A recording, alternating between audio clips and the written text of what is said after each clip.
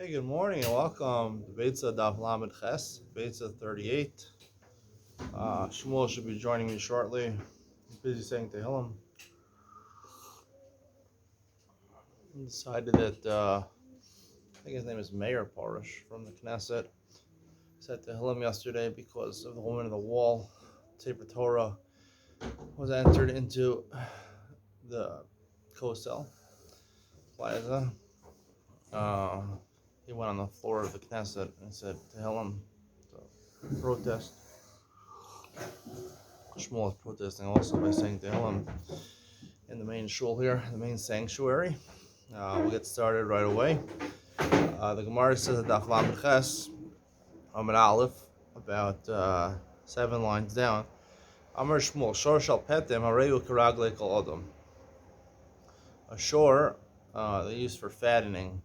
I guess they had some shorim, shvarim. They had some oxen they used to fatten to make the meat, to get more meat and juicier meat.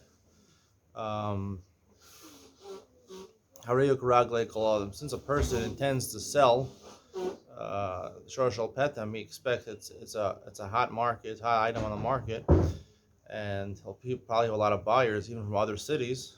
So he assumes at the onset of Shabbos that someone might come from a different city and purchase the Shor Shal Petem. Therefore, he already has das ben hashmashos.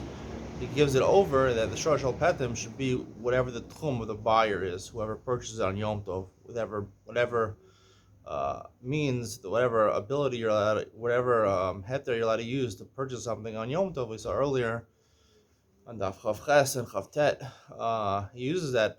The purchaser uses those availabilities, so it goes after his tchum. Shor Shal Roa Hareu Karagle Ozair, but Shor Shal Roa. This is talking at a shore that belongs to a shepherd. Apparently, he owns some bulls also. He didn't fatten these animals, so some people from other cities are not going to come to go. They can get it in their own city. They don't have to come to his city. Although he does sell some on Yom Tov. So therefore, but he doesn't know who he's selling it to. So it goes by the tomb of that city. Since the majority of the people who are going to buy it are coming from his city, so therefore he has in mind at the onset of Yom Tov that it should go based on the tchum of that city, 2,000 amos to each direction. Gemara says, the Mishnah says, if he borrows the kli from Erev Yom Tov, it goes with the tchum of the person who is shoel. Pshita. The Gemara is obvious. He agreed to borrow it before Yom Tov, and he only gave it to him on Yom Tov. The same could be the mashil, the person who's lending it to him, didn't put it in his rishus until Yom Tov, and it should go at the onset of Yom Tov. It was in the rishus the mashil. Kamashmula, no, he gave it to him even before Yom Tov. Msayale, Rabbi Yochanan, Shal Klim Chaverim Erev Yom Tov, Alf Bishlo Nasno El Yom Tov, Reu Karagle. Shal Rabbi Yochanan says exactly that. Even if he gave it to him on Yom Tov, it would go after the tchum of the shoel. But Yom Tov Karagle Mashal. On Yom Tov, it goes after the feet of the mashal, the person who gave it over. Pshita. Lo sricha deragil v'shal mina. It's normal that he borrows from him. This person normally lends it to this person. He has a gemach, and he normally lends it to this person who always uses the gemach. So you might think, therefore he anticipated that he was going to give it to him on Yom Tov. And already at Ben Hashmashos, on Erev Yom Tov, he put it in the rishus of the shoel. We don't say that. He says to himself, maybe the guy will find somebody else and he'll borrow from him. He won't borrow it from me. So therefore he keeps it in his rishus and it goes after the tchum of the mashil. It's a Hashem at the end of the shir. We'll have England with Ben Sion part. My neighbor informed me that on his YouTube page, when he enters YouTube, a lot of my shiurim and a lot of my videos are coming up. It means we're trending in the right direction. So, I hear Shmuel on cue. Shmuel, you heard what my neighbor said to me today? He said to me that, get off my lawn. No, lawn. We share a lawn. But he said to me that whenever he goes on YouTube, he sees a lot of my videos come up. They give impressions of my videos on YouTube. They what? They put up. They suggest a lot of my videos on Oh, YouTube. really? Yeah. It's great. Me and you, me with the mirror. He says we're trending in the right direction. He says you're almost there. You almost By made the it. way, the chalab, the milk outside, they're giving, those chalab amid he bought in the store, because no badat's milk. I told you, this is a problem. Yaakov bought to the shul just now. Yeah, I don't know what that is exactly. You know chalab hamid? What does Amid mean? Long-term milk. It comes in containers. Right. Yeah. What is that? No refrigeration needed until Why does he buy that one? There's so many Tara ones. He want people. Oh, he doesn't want the Tara one, the Tanuva He doesn't Tara. need, but he wants but that's extra. And all the Tara doesn't have badats on the there's bottom. no Tara. I guess it's just with some of them I are was in West the- time, some of them West time. I don't know. That's what I was in the Makola and it was full of Tara milk, so I don't know what you're talking about. Shmuel wants to do a video. He has an idea for a video for me. Don't everybody. Okay, let's learn. There's a shortage of milk in Israel. He wants me to go to a barn where they keep the cows in Malach Hamishan near Telstone. He wants me to Someone else is gonna do it. give a mussar shmooze to the cows. They should give more milk. I don't know. I thought it was a problem because they're eating too much shvius. That's why they're not giving milk, right? They're doing averas. They're eating shmita food, so that's why Hashem doesn't bless them with milk. I don't think cows have any mitzvah to eat. Cows have. The cows don't have any chiyuvim. I think probably not. Maybe some. Jesus behem though. You know, let them work. Your animal has to rest on Shabbos also. That's true. It's a chiyuv on the shoulders of the animal. Okay, let's Right. learn something. All right. I have to go fast. All right, so we're in the middle of the daf here on Lamed Chet Amud Aleph. So the Gemara says, "V'chein ha'isha shala mechaverta." Also, she borrowed spices or she borrowed water and salt from her friend, and she put in her dough on Yom Tov. It goes after the tchum of both of them, both the person who has the flour, the woman who borrowed it, and the person who owned the tavlin. She gave it to her on Yom Tov, therefore it's restricted. The tchum is restricted by both of them. It has to be in common ground of both of them. When he went there to Israel, he said a prayer that it should be Hashem's will that they should say something that is niskabel that people should accept. When he went there to Israel, he found Yochanan and Rabbi Papa and Rabbi Shimon, Pazi, Nafka. Or alternatively, it was a different three Amoraim. They were talking about this Mishnah, our Mishnah, in Eretz Israel. If you put in salt and water, it doesn't say tavlin over here, so you put in salt and water, so it should be batel. It's not significant why mayim and melech. These are commonplace items and not worth too much.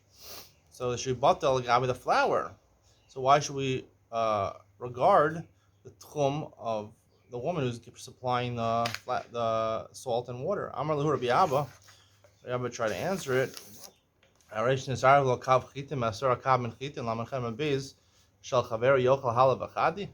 Someone who has a certain measure, 1 kav of chitin, gets mixed in 10 kavin of his friends. His friend now has 11 kavin of chitin, 11 measures of wheat. He could just eat all 11 kavin and be happy. It's batel. We assume it's batel. It's not batel. Point. But they left it in, I think. The same idea, really. It's idea. We'll see in the English Benzin portion of this year, but it really relates to whether it's a din of mammon. The obvious, it's not batel because it's mammon. It's mammon. Mammon's not batel. I have 1 kav of chitin. I still want that kav of chitin. Isser, Tlumen could be an Isser or it could be mammon. We'll get to that in a second. So achiku aleh, they laughed at his comparison. Amalhu gultaychu shakli. He said, "Did I take your turbans?" This is what our school says. "Did I take your turbans that you should laugh at me?" Now it's much from art It school. doesn't say turbans. What does it say? Tunic. Tunic. What's a tunic? Oh, tunic is Tunic is a type of fish, I think. No. It's a shirt. It's a shirt. Oh, it's a shirt? It's a long shirt. Oh. It's like a capoto as a shirt. It's a Oh. long pair of scissors. Anyway, Move over a little. what am I not giving you enough room here? No. I feel like squeezed out. This guy's staring in the blue back kangaroo. over here. Remember the blue kangaroo? That's what I feel like. So, what's your name? Come, he's staring. He was enjoying the video. And He's a very. what's his name? He has a lot of very good ideas. Good ideas about what? Mal machshava. Yes, mal machshava. Lamachshava. Okay. Anyway, he said to them, "Did I take your tunics? Did I take your shirts?" That you'd laugh. Meaning, if he took their shirts, if he took their shirts, they have a reason to laugh. They'd laugh. They'd cry. Even Rashi says, "Malbushkan lakachishtem esakim alai." I take your clothes that you're laughing at me. It must have meant something more deeper. We don't know what it Is it funny if you're walking in the street and someone steals your shirt off your back? You'd laugh. I don't think you'd laugh. You'd probably be sad. You don't have a shirt. Hadar achiku alai. Then they laughed at him again. That says in our school. He says that makes sense. They laughed at him again because it made no sense. The second thing that he said, "Did I take your shirts that you'd laugh at me?" That doesn't make any sense because they shouldn't laugh. They should cry. So the second thing they laughed at made sense. So they weren't explained. What were they laughing about? He said, why did he pick kav chitin with the 10 kavan of chitin? Min mino. Why didn't he say chitin b'sa'oren, wheat and barley, two different types of species? The lo kamar lahu the havale min b'sheno mino b'sheno batel. If you have chitin and soren, so soren is batel and the chitin is min b'sheno mino. Everyone agrees on that. Rabban Rabbi Yehuda. Chitin b'chitin. Also, if you're going to say, if the reason you didn't say chitin and soren is because it's batel, so also you shouldn't say chitin b'chitin. Chitin b'chitin. I mean, he let Rabbi Yehuda lo batel. According to Yehuda, it's not batel. Mino is not batel. Rabbanan b'batel batel. According to Rabbanan, and they say mino is batel. So it should be batel. So what are you trying to say? Amalei Rav Safra, Moshe Shapar Kamer. Rav Safra tries to defend Rabbi Abba, and he says Moshe Shapar Kamer. Moshe, he said Gadol Ador Moshe Rabbeinu. You're saying good. V'lo shmilu hadam Rabbi Katusva Mishmei Rav Habor Soros Migarno Shakaver Chayav L'Shalom Mechitim. Amakila Chasra. Achanamikila Chasra. He says, if someone has a silo, they have a bundle full of wheat, let's say, and there's pebbles in there. Pebbles get mixed in with the wheat. Now, halakhically, you sell a measure of chitin based on its weight, let's say a kilo or something like that. So even though it has pebbles mixed inside, that's halakhically permissible. You don't have to separate, the owner of the chitin does not have to separate the pebbles, even though they contribute to the weight of the chitin, and they're not really, it's not really a full kilo of chitin. So I'd say the pebbles. If someone, let's say, someone goes and he takes out the pebbles of his friend's kilo of chitin. Now, technically, pebbles are worthless. They're rocks, little rocks. They have no value, but they do have value because they could add to the value of his kilo of chitin, and he's losing kilo chasra. He's losing his measurement. He'll also, by the tavlin and the mayim and the melach, even though they're negligible, right? They're not worth too much. Mayim and melach, water and salt, but it has value because it's a measurement. It has value. So it's a little bit of a hard comparison because here we're talking about Isser Beheter, and they're talking about Mammon. This is basically the figure, what's going on back and forth in the sugya, whether Tchumen is Isser or Mammon. Somebody said back to Rav Safra, how can you defend him? There's money that has Tovin. He wants to have a kilo. When you take out his pebbles, you're losing him money. He wants to have a kilo, and you're losing him money. Mammon she'ein lo tovin here, by the case of Tchumen with the mayim and the melach, she's giving it to the person, to her friend, to use in her isa. She's not demanding it back. She's giving it to her. She doesn't want the money back, so it's not considered money. So it's batel. Amar lei lo tamayech hadam rav chis nevela betela b'shchuta lefishi efshal shchuta shtas nevela shchuta and betela b'nevela fishi efshal nevela shtas shchuta.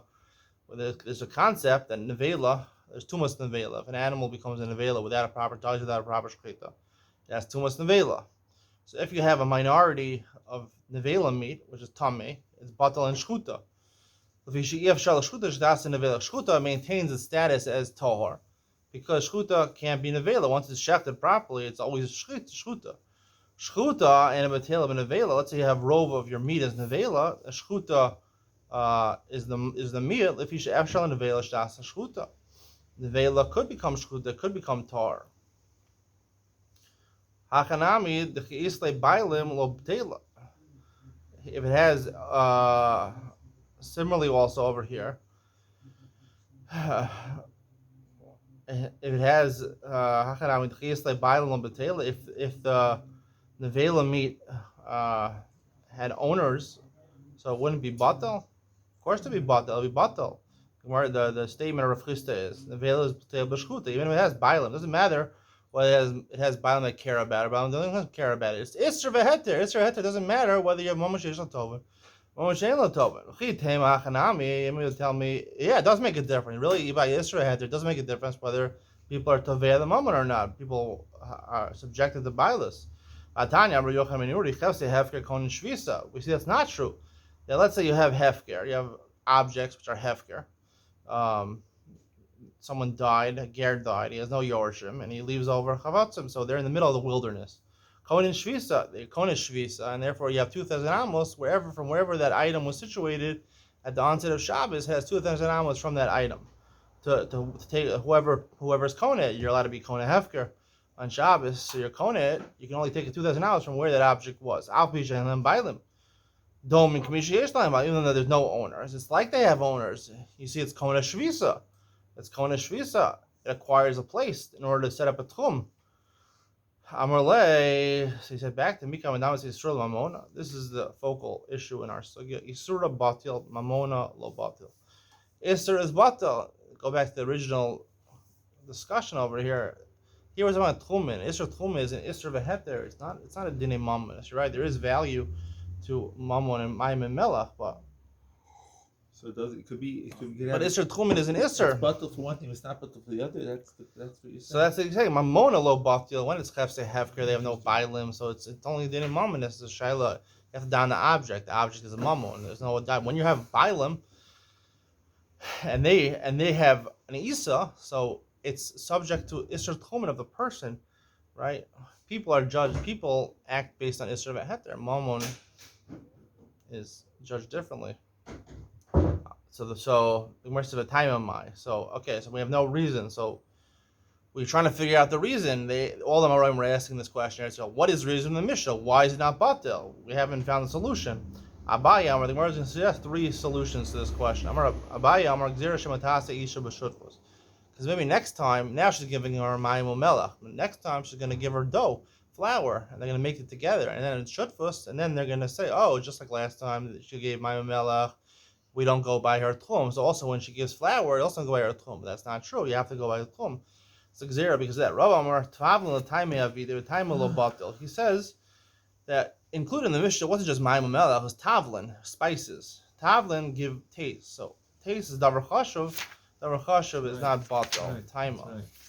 Wow, we're really going through. Ashi Amar. Wow, we're learning a lot. We're 2 blot left. Amar Mishum the heavily davar sheish material, davar sheish material, afil be'elef lo batil. Ashi gives his famous answer. We saw this on Daf Dalil also. Because tchumen is an isser davar sheish material. Now you're restricted by your tchum on Shabbos Yom Tov. Tomorrow you're not restricted by your tchum. So it's davar sheish material. And the mayim melach is not batil because it's isser tchumen, which is davar sheish material. Now, the central issue over here in this Gemara is obvious. The question is whether tchumen, the mayim and the melach that the isha donates, or the tavlin that she donates, is it considered mammon or is it considered isser v'heter?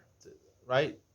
We're establishing a tchumim over here. Right. So, just analyze, make a chakira. You like chakiras? Yeah, but I don't have time for all these. Listen to this. This is like Yasser Bear Solovich from YU. Oh, that's nice. It's like a YU chiddush. For all you YU nicks out there, this is for you. You got this one right down your alley. All right? All you hundreds of thousands of wine units. All you Talmidim of Rav Hershel Schachter and Mordechai Willig. I hope Rav Mordechai Willig listens to the shir because he's going to get nachas. He's going to shove nachas from me. I was a Talmud. I went to Morashah Kolol. You did? Oh, yeah. When, this summer? Yeah. I went there a couple summers. Chef nachas from me. I'm a Talmud of his. That's great. Rav Schachter, I'm not really a Talmud, but He's a nice guy. Who else was there? Nice big Rabbi rabbi. Cohen was there?